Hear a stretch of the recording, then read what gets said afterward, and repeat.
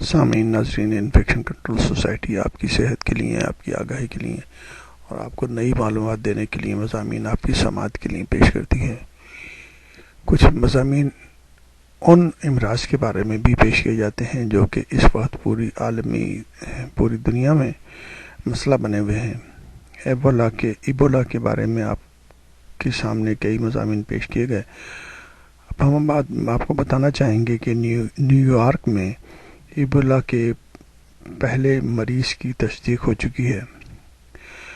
امریکی شہر new York میں حکام کا کہنا ہے کہ حال ہی میں مغربی افریقی ملک گنی کے سفر کرنے والے ایک ڈاکٹر کے ایبولا وائرس سے متاثر ہونے کی تصدیق ہوئی ہے۔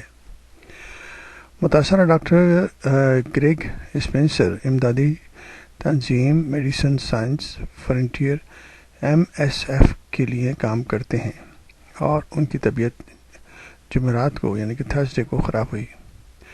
امریکہ کے سب سے بڑے شہر نیو یارک میں ایبولا کا یہ پہلا معاملہ ہے۔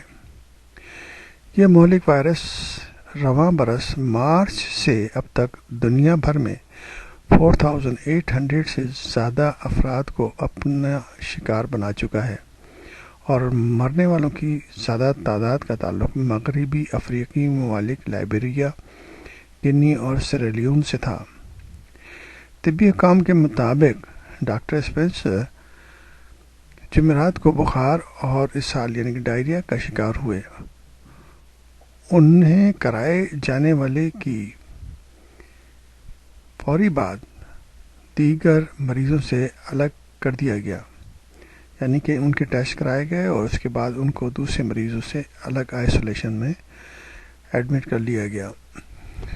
محکمہ صحت کے حکام اب نیو یارک میں ان سے رابطے میں رہنے والے افراد کی تلاش کر رہے ہیں تاکہ یہ تصدیق کی جا سکے کہ کوئی اور شخص تو ڈاکٹر اسپینسر کی وجہ سے اس مرض میں مبتلا تو نہیں ہوا۔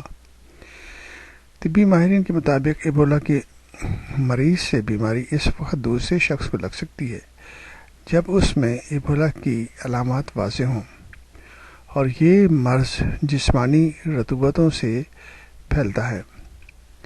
اس لیے ضروری ہے کہ جو بھی شخص اس سے متاثر ہو اس کو آئسولیٹ کیا جائے اور اس کو آئسولیٹ کرنے کے بعد اس کی تحقیقات کی جائے، ڈائگنوسس کی جائے اور اس کا علاج کیا جائے، کیونکہ وہ مریض جو ہے دوسرے لوگوں کو بآسانی مرض پھیلا سکتا ہے۔